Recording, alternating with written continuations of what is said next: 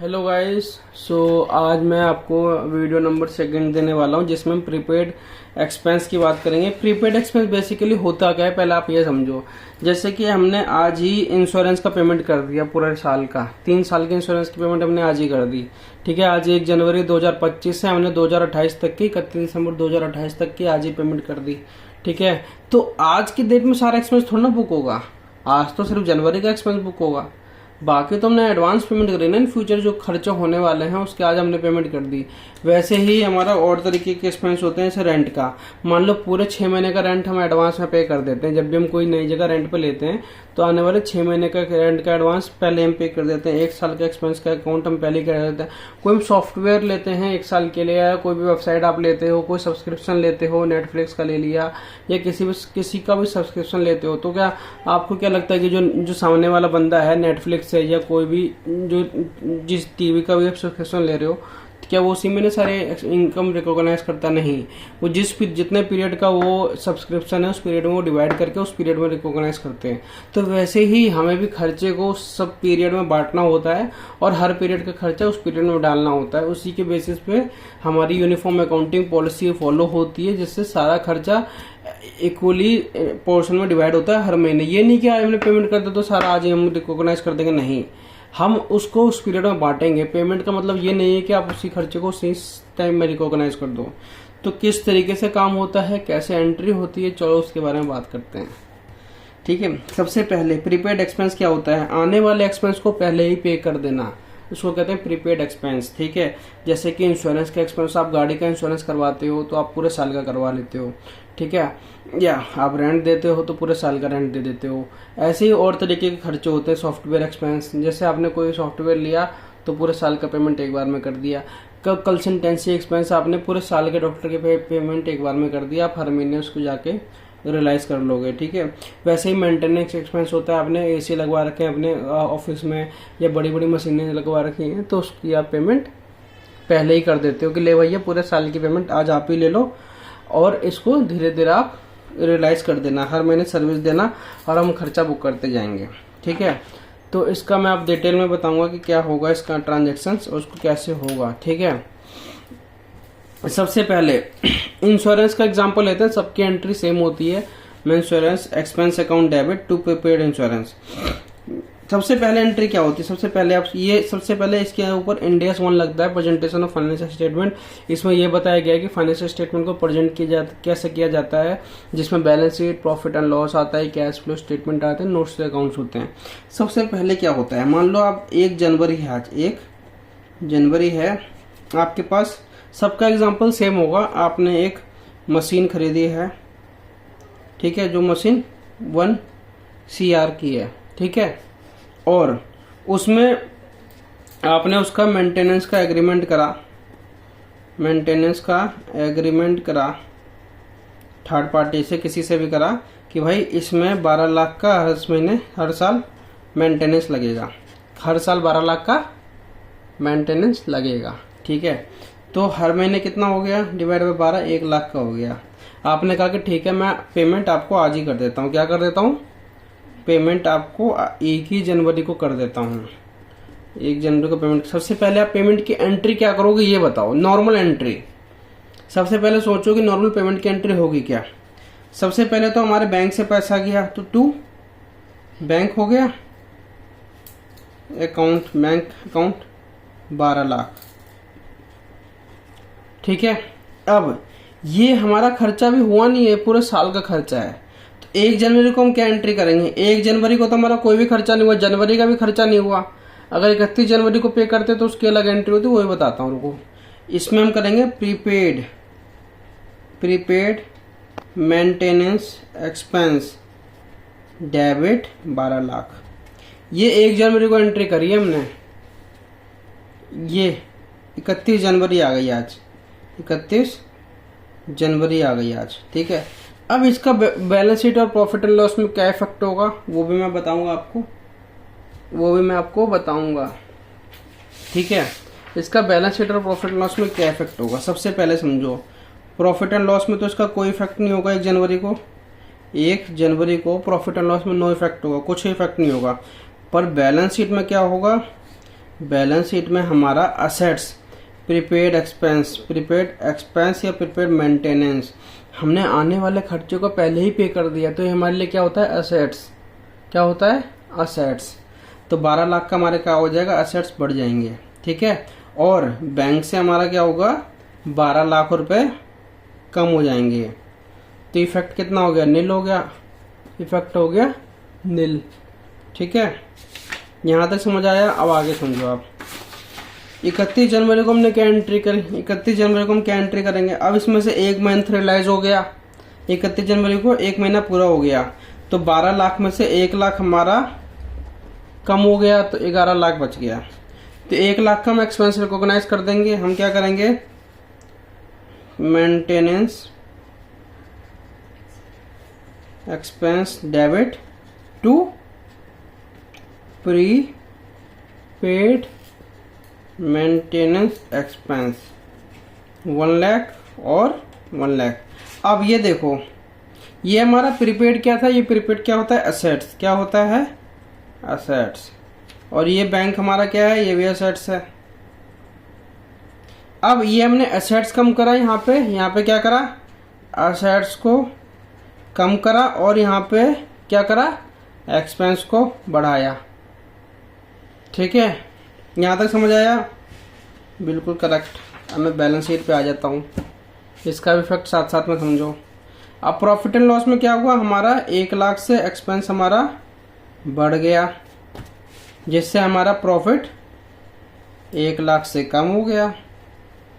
भाई खर्चा बढ़ेगा तो प्रॉफिट कम होगा ना, सिंपल सी चीज है। तो हमारा यहाँ पे रिजर्व सरप्लस में जो भी प्रॉफिट आएगा वो 1 लाख से कम हो जाएगा। क्लियर। अब यहाँ पे क्या हुआ, प्रीपेड एक्सपेंस हमारा 12 लाख का था, उसमें से क्या हुआ, 1 लाख का हमारा कम हो गया। प्रीपेड एक्सपेंस 12 लाख का था, 1 लाख का यहाँ हमने कम करा ना, वही 1 लाख का यहाँ कम करा। इफेक्ट तो पहले भी नहीं हो रहा था, इफेक्ट पहले भी नहीं हो रहा था। अब यहाँ पे 1 लाख से ये कम हुआ, 1 लाख से ये भी कम हो गया, तो यहाँ भी तो इफेक्ट नहीं हो गया।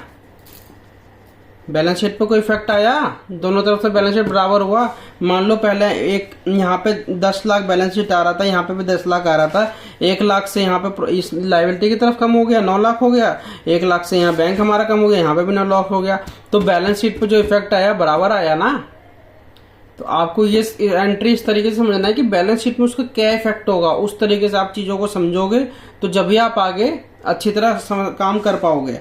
अब यहाँ पे कैश फ्लो में क्या होगा, कैश फ्लो में क्या होगा, बैंक अकाउंट से 12 लाख कम हो गया, एक्सपेंस हमारा नॉर्मल ऑपरेटिंग का खर्चा है, तो यहाँ पे ऑपरेटिंग एक्टिविटीज में एक्सपेंस 12 लाख से कम हो जाएगा। ठीक है, ठीक है, यहाँ तक कोई डाउट, कोई डाउट नहीं। अब एक चीज और समझो, मान लो ये जो एंट्री हमने करी, हमने 31 इसकी दूसरी तरीके की एंट्री होती है। अगर हम 31 जनवरी को उसको पेमेंट करते हैं, अगर हम 31 जनवरी को हम पेमेंट करते हैं, 31 जनवरी को अगर हम पेमेंट करते हैं, मान लो, तो हम क्या एंट्री करते हैं, सबसे पहले तो 31 जनवरी को अगर हम पेमेंट करते हैं और हमारा मान लो हमारा इंश्योरेंस जो है 1 जनवरी से शुरू हो गया है, पर पेमेंट हम उसको 31 जनवरी से कर रहे हैं, और हमारा पीरियड कितने तक है, 31 दिसंबर तक है। तो भाई हम पेमेंट 31 जनवरी को कर रहे हैं और हमारा पीरियड 31 दिसंबर तक है, तो उसकी एंट्री क्या होगी ये बताओ। पहले सबसे पहले क्या होगी, प्रीपेड एक्सपेंस। अब हम इसमें पूरा 12 लाख नहीं लेंगे, अब 31 जनवरी को तो हमें 11 लाख ही लेना पड़ेगा, क्योंकि आने वाले फ्यूचर के लिए तो 11 लाख ही है। जो हमारा 1 लाख है वो तो जनवरी में हमने खत्म कर दिया। मेंटेनेंस एक्सपेंस हमने 1 लाख जनवरी का खत्म कर दिया, जनवरी का एक्सपेंस है, ये जनवरी का एक्सपेंस हमने रिकॉग्नाइज कर दिया। ये हमारा एसेट्स है, ये एसेट्स में चले गया टू बैंक 12 लाख। ये हमारी 31 जनवरी को एंट्री होगी। ये एंट्री हमारी कब होगी, 31 जनवरी को है। तो हमने क्या किया, 31 जनवरी को पेमेंट करा, ठीक है, तो उसकी एंट्री होगी। ये हमारे यहाँ पे मत कंफ्यूज हो जाना, यहाँ पे हमने 1 जनवरी को पेमेंट कराया है और 31 जनवरी को खर्चा रिकॉग्नाइज कराया है। यहाँ पे हमने क्या करा है, 31 जनवरी को ही पेमेंट कराया है और 31 जनवरी को ही खर्चा रिकॉग्नाइज कराया है। तो इसका बैलेंस शीट और प्रॉफिट एंड लॉस में क्या इफेक्ट आएगा, प्रॉफिट एंड लॉस में और बैलेंस शीट में आप बताओ क्या इफेक्ट आएगा और कैश फ्लो में क्या इफेक्ट आएगा। सबसे पहले मेंटेनेंस एक्सपेंस 1 लाख का एक्सपेंस हमारा 1 लाख से बढ़ जाएगा, ठीक है, जिससे हमारा प्रॉफिट 1 लाख से कम हो जाएगा। ये प्रॉफिट कहाँ जाता है, तेज की बोलो सब, रिजर्व एंड सरप्लस में। तो रिजर्व एंड सरप्लस में प्रॉफिट जितना भी जाएगा उसमें से 1 लाख कम होकर जाएगा, सिंपल सी चीज। और बैंक हमारा कहाँ आता है, असेट्स के अंदर, करंट असेट्स के अंदर हमारा बैंक आता है। करंट असेट्स में हमारा बैंक आता है, जिसको करंट असेट्स के अंदर फाइनेंशियल असेट्स होते हैं उसके अंदर हमारा बैंक आता है। तो बैंक से हमारा कितना बैलेंस कम हुआ, हमने आज ही इंश्योरेंस वाले को पेमेंट कर दिया 12 लाख का, तो 12 लाख का तो बैंक कम हो गया। और हमारा प्रीपेड एक्सपेंस का असेट्स बन गया, असेट्स बढ़ गया हमारा, प्रीपेड असेट्स हमारा बढ़ गया कितने से, 11 लाख से। तो अल्टीमेट इफेक्ट क्या है, 12 लाख से कम हुआ, 11 लाख से बढ़ गया, तो 1 लाख से कम हुआ एसेट साइड हमारा, क्योंकि कैश हमारा 12 लाख गया और प्रीपेड एक्सपेंस 11 लाख आ गया, 1 लाख हमारा ज़्यादा गया। वैसे ही हमारा खर्चा 1 लाख बढ़ गया था और वो प्रॉफिट लॉस को कम कर रहा था, तो बैलेंस शीट में हमारा 1 लाख कम हो गया। तो यहाँ पे कितना हुआ, 1 लाख कम हो गया।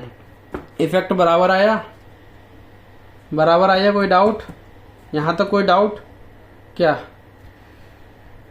तो यहाँ पे कोई डाउट नहीं होना चाहिए आपको, ठीक है। ये हमारा कैश फ्लो का आइटम होता है। कैश फ्लो में क्या हुआ, ऑपरेटिंग एक्टिविटीज, प्रीपेड एक्सपेंस किस में चले जाएगा, 12 लाख यहाँ से माइनस हो जाएगा ऑपरेटिंग एक्टिविटीज के अंदर, मेंटेनेंस एक्सपेंस। यहाँ तक आपको कोई डाउट नहीं होना चाहिए, क्योंकि मैंने बिल्कुल डिटेल वाइज समझाया है आपको। इसी तरीके से इंश्योरेंस एक्सपेंस होता है। आज ही हमने 3 साल का, ऐसा भी हो सकता है कि 2 साल का इंश्योरेंस एक साथ पे कर दिया, 5 साल का पे कर दिया, ठीक है, ठीक है। वैसे ही रेंट का होता है कि हमने 6 महीने का रेंट पहले ही पे कर दिया। अगर हम रेंट का पहले ही पे कर देते हैं, अगर मान लो 6 महीने का रेंट हम पहले ही पे कर देते तो क्या एंट्री होती है, टू बैंक, मान लो 1 लाख रुपए का पर मंथ का रेंट है, 31 जनवरी को हम पास कर रहे हैं एंट्री टू बैंक। 1 जनवरी से हमारा रेंट शुरू हो गया था, two bank account 6 lakh, rent expense account 1 lakh, जनवरी का प्रीपेड रेंट डेबिट 5 लाख, ये फरवरी से लेके फरवरी, मार्च, अप्रैल, मई, जून, फरवरी से लेके जून तक का, ठीक है, 5 लाख। अब 28 फरवरी को एंट्री क्या होगी, 28 फरवरी को क्या होगी, ये रिवर्स होगा, इसमें से 1 लाख क्या होगा, प्रीपेड एक्सपेंस रेंट डेबिट हो रखा है तो ये क्रेडिट हो जाएगा, prepaid rent 1 lakh, rent expense 1 lakh, ये फरवरी का हो गया। अब इसमें प्रीपेड रेंट में कितना बैलेंस बच गया, प्रीपेड रेंट में कितना बचा, यहाँ 5 लाख था, 1 लाख कम हो गया, कितना बच गया, 4 लाख बच गया। वैसे ही सेम एंट्री होगी मार्च में, सेम एंट्री होगी अप्रैल में, सेम एंट्री होगी मई में और जून में। 1 2 3 4 एंट्री, 4 लाख खत्म, बैलेंस कितना हो गया, नील, खत्म। प्रीपेड रेंट की एंट्री, इस तरीके से रेंट की एंट्री होती है। इस तरीके से आपको चीज़ों को समझना होता है। अगर आप इस तरीके से चीज़ों को समझोगे तो आपका एक तो कॉन्सेप्ट क्लियर होगा और आने वाले टाइम में आपको प्रॉब्लम नहीं होगी। अब यहाँ पे मैंने बोला है इंड AS 1 और इंटरनेशनल अकाउंटिंग स्टैंडर्ड 1, इसमें क्या कहता है, प्रीपेड, इसमें कहा गया है प्रीपेड एक्सपेंस जो होते हैं अमोर्टाइज ओवर द पीरियड होते हैं। जिस पीरियड के लिए उसको पेमेंट किया गया है उस पीरियड में उन सारे खर्चों को अमोर्टाइज करेंगे, मतलब उन सारे पीरियड में उसके खर्चों को बांटा जाता है, ठीक है। इंड AS 1 क्या कहता है, presentation of financial statement, financial statement को कैसे प्रेजेंट किया जाता है, ठीक है, जिसके अंदर शेड्यूल 3 ऑफ डिवीजन 2 है, जो शेड्यूल 3 ऑफ कंपनीज एक्ट है, कंपनीज एक्ट जो 2016 है, कंपनीज एक्ट 2016 है, उसके अंदर एक शेड्यूल 3 दिया गया है, जिसके अंदर बैलेंस शीट का फॉर्मेट है। उसमें balance sheet, profit and loss accounts के फॉर्मेट होते हैं। उसमें डिवीजन 2 वाला आपके ऊपर अप्लीकेबल होता है, इंडियन कंपनी के ऊपर। कौन सा वाला होता है, division 2 of schedule 3 of companies act 2013। ठीक है, ये वाला आपके लिए एप्लीकेबल होता है। इसमें क्या किया है, balance sheet, profit and loss, cash flow. Balance sheet में सबसे यहाँ पे आता है एसेट्स, सबसे ऊपर एसेट्स आते हैं, फिर आती है लाइबिलिटीज। अब एसेट्स के अंदर हमारा करंट एसेट्स आता है। ठीक है, करंट एसेट्स के अंदर फाइनेंशियल एसेट्स आता है, अदर एसेट्स आते हैं। तो प्रीपेड एक्सपेंस हमारा अदर एसेट्स के अंदर आता है। अब इसमें भी एक चीज देखो, एक चीज और चीज मजेदार चीज समझो। प्रीपेड एक्सपेंस है आपका, ठीक है, जो अप टू 12 मंथ के हैं वो तो आपके करंट के अंदर आएंगे। जो मोर देन 12 मंथ्स के बाद वाले हैं वो आपके नॉन करंट एसेट्स में आएंगे। अब जैसे कि मान लो आपने 1 जनवरी को ही 3 साल की पेमेंट कर दी, 3 इयर्स की पेमेंट कर दी, 36 लाख रुपए, हर महीने 1 लाख की पेमेंट। तो 31 दिसंबर 2026, ये 1 जनवरी को 25 को पेमेंट करा है, 31 दिसंबर 2026 का क्या होगा, 36 लाख में क्या हुआ होगा आप बताओ। 36 लाख में से 12 लाख खत्म हो गए होंगे एक्सपेंस के अंदर जाके। ये 12 लाख 2025 की बात कर रहा हूँ। 12 लाख जो होंगे 2026 के होंगे, जो 26 में खत्म होंगे, और 12 लाख जो होंगे 2027 में खत्म होंगे। ठीक है, तो बैलेंस शीट में क्या आएगा, करंट एसेट्स के अंदर जो आएगा हमारा जो प्रीपेड एक्सपेंस आएगा अप टू 12 मंथ का जो आएगा 12 लाख, ये तो आएगा हमारा करंट एसेट्स के अंदर। और जो मोर देन 12 मंथ है, जो 2027 वाला है 12 लाख, वो आएगा नॉन करंट एसेट्स के अंदर, प्रीपेड एक्सपेंस। तो बैलेंस शीट में इस तरीके से प्रेजेंट होता है कि आने वाले 12 महीने का जो हम खर्चा रियलाइज करने वाले हैं वो हमारे करंट एसेट्स के अंदर आता है। Current assets means are those assets which can be realise which should be realise within the 12 month from the end of the reporting period. जो रिपोर्टिंग पीरियड होता है उसके एंड से 12 महीने के अंदर जो भी खर्चे होने वाले हों उसको करंट एसेट्स में, जो भी पैसा आने वाला है या खर्चा हमारे जो एसेट्स है वो रियलाइज होने वाला है तो वो करंट एसेट्स के अंदर आएगा।